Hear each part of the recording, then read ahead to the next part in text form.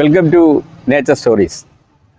ഇന്നത്തെ എപ്പിസോഡിൽ ഞാൻ പരിചയപ്പെടുത്തുന്നത് ഗ്രൗണ്ട് വർക്കുകളെ പറ്റിയാണ്. അനേകം ഷെയ്ഡുകളിലും കളറുകളിലുമുള്ള ഗ്രൗണ്ട് വർക്കുകളെ ഈ എപ്പിസോഡിൽ ഉൾപ്പെടുത്തിയിട്ടുണ്ട്. ഗ്രൗണ്ട് വർക്കുകളെ ഇഷ്ടപ്പെടുന്ന നിങ്ങൾക്ക് ഈ എപ്പിസോഡ് പ്രയോജനപ്രദമാകുമെന്ന് വിശ്വസിക്കുന്നു.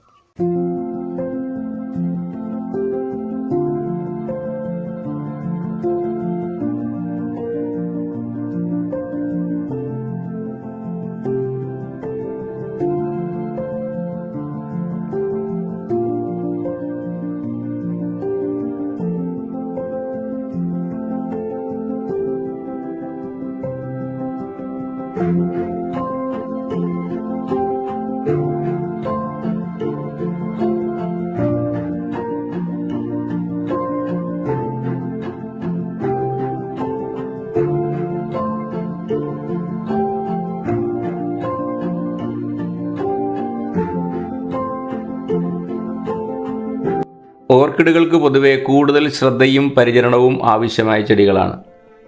അവയിൽ നിന്നും വ്യത്യസ്തമായി ഗ്രൗണ്ട് ഓർക്കിഡുകൾക്ക് കുറഞ്ഞ പരിചരണം മാത്രം മതിയാകും. ചട്ടിയിലും നാടൻ ഇനങ്ങൾ നിലത്തും വളർത്തിയെടുക്കാം.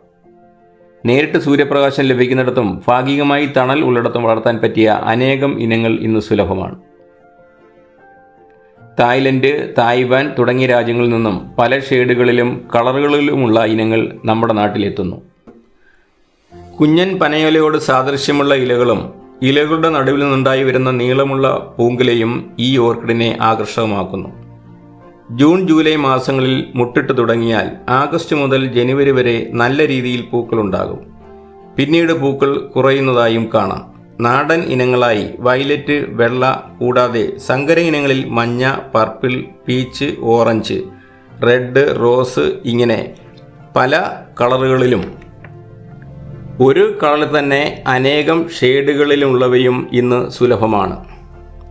വിവിധ ജനുസുകളിൽ ഉൾപ്പെടുന്ന ഗ്രൗണ്ട് ഓർക്കിഡുകൾ പൊതുവെ മണ്ണിനടിയിൽ വേരുകൾ ഉൽപ്പാദിപ്പിക്കുന്ന സ്വഭാവമുള്ളവയാണ്. വളർച്ചയെത്തിയ ചെടിയിൽ നിന്നും വേരുകൾ ഉൾപ്പെടെ വേർപെടുത്തിയെടുത്ത തൈകളാണ് നടുവാനായി ഉപയോഗിക്കുന്നത്. ഈ എടുത്ത തൈ 1 ലിറ്ററിൽ 2 ഗ്രാം എന്ന തോതിൽ സാഫ് കലർത്തിയ വെള്ളത്തിൽ അരമണിക്കൂർ മുക്കി വെക്കുക. എന്നിട്ട് നടാൻ എടുക്കുക. സാഫ് ഒരു ഫംഗിസൈഡാണ്. ഫംഗസ് രോഗങ്ങളെ ചെറുക്കാൻ വേണ്ടിയാണ് ഇങ്ങനെ ചെയ്യുന്നത്. മഴക്കാലത്താണ് ഫംഗസ് രോഗങ്ങൾ കൂടുതലായി കാണാറുള്ളത്. പോട്ടിംഗ് മിശ്രിതം തയ്യാറാക്കാനായി വേണ്ടത് ചുവന്ന മണ്ണ് അല്ലെങ്കിൽ മണൽ ഇല്ല എങ്കിൽ ചുവന്ന മണ്ണ് തന്നെ ഉപയോഗിക്കാം. ഇവിടെ ഞാൻ 1 ചട്ടി ചുവന്ന മണ്ണ്, 1 ചട്ടി മണൽ, 1 ചട്ടി ചാണകപ്പൊടി,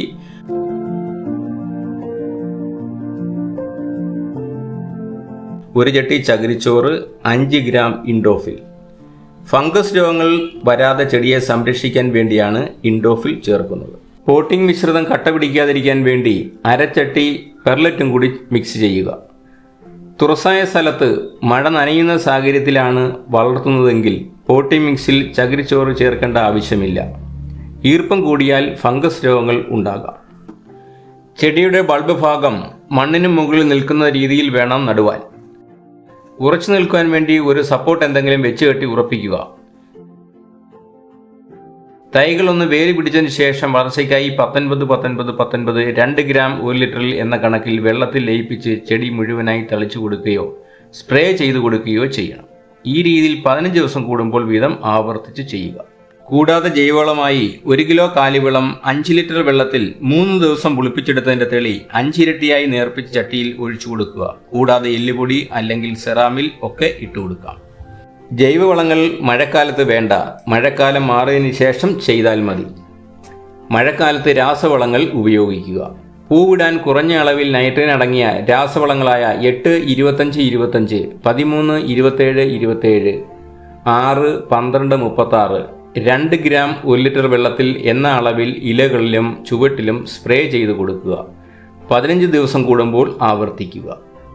വേനൽക്കാലത്ത് ദിവസം 1 പ്രാവശ്യവും മഴക്കാലത്ത് ചട്ടിയിലെ മിശ്രിതത്തിൽ ഈർപ്പം ഒട്ടുമില്ലാത്ത അവസ്ഥയിലും ചെടിക്ക് നന നൽകണം. മഴക്കാലത്ത് ചട്ടിയിൽ കൂടുതലായി ഈർപ്പം നിലനിന്നാൽ അഴുകൽ രോഗം ഉണ്ടാകാൻ സാധ്യതയുണ്ട്.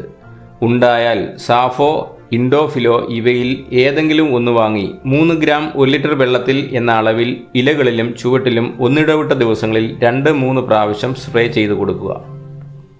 എല്ലാ ചെടികൾക്കും അഴുകൽ രോഗം കണ്ടാൽ ചട്ടിയിൽ നിന്നും ചെടി മുഴുവനായി എടുത്തുമാറ്റി രോഗം വന്ന ഭാഗങ്ങൾ നീക്കം ചെയ്തതിന് ശേഷം സാഫിൽ കഴുകി പുതിയ പോട്ടി മിശ്രം തയ്യാറാക്കി അതിൽ നടുക. ഈ രീതിയിൽ ചെയ്താൽ ചെടിയെ രോഗങ്ങളിൽ നിന്നും രക്ഷിക്കാൻ കഴിയും. ഈ എപ്പിസോഡിൽ കാണുന്ന ഗ്രൗണ്ട് വർക്കുകളുടെ വീഡിയോ ചിത്രീകരിച്ചിട്ടുള്ളത് കായംകുളം പുതുപ്പള്ളിയിൽ ഹോം ഗാർഡൻ ചെയ്യുന്ന ജോത്സ്നയുടെ കളക്ഷനിൽ നിന്നുമാണ്. 150-ൽ പരം ഇനങ്ങളിലുള്ള ഗ്രൗണ്ട് വർക്കുകൾ ഇവിടെയുണ്ട്. ഓൺലൈനായും നേരിട്ടും മാർക്കറ്റ് ചെയ്തു വരുന്നു. ഇഷ്ടപ്പെടുന്ന ഇനങ്ങൾ തന്നെ വിശ്വസിച്ച് വാങ്ങാം. ഫോൺ നമ്പർ കൊടുത്തിട്ടുണ്ട്.